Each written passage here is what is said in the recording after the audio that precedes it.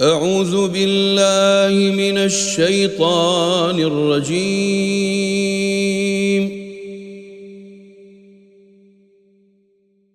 بسم الله الرحمن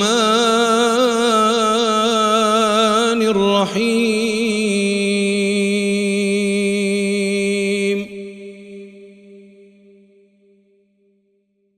ألف لام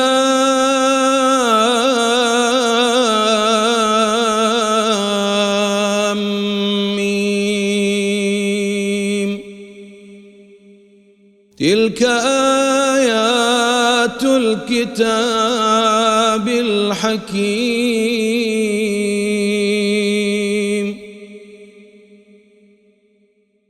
هدى ورحمة للمحسنين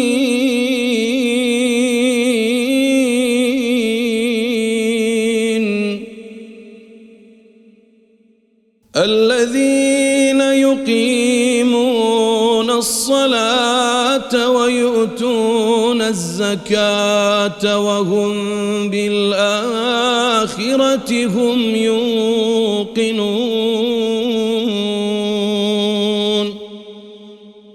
أولئك على هدى من ربهم وأولئك هم المفلحون.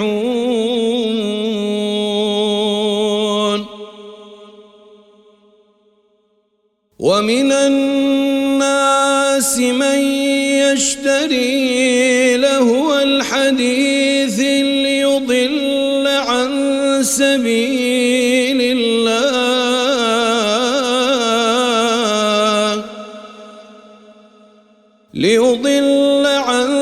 سبيل الله بغير علم ويتخذها هزوا. أولئك لهم عذاب مهين.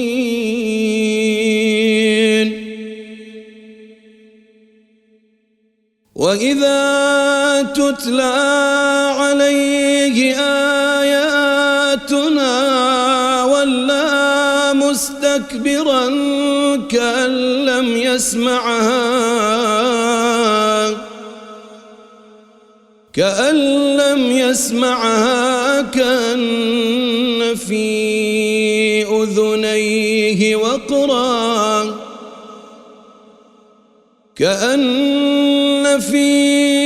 أذنيه وقرا فبشره بعذاب أليم.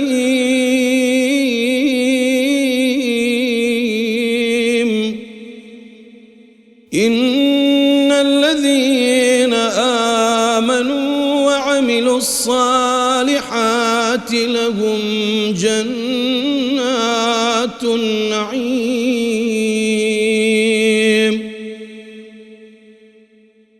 خالدين فيها وعد الله حقا وهو العزيز الحكيم. خلق السماوات بغير عمد ترونها وألقى في الأرض رواسي أن تميد بكم وبث فيها من كل دابة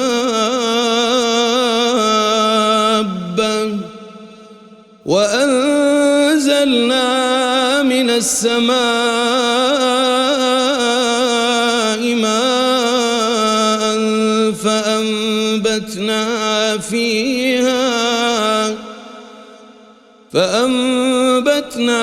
فيها من كل زوج كريم.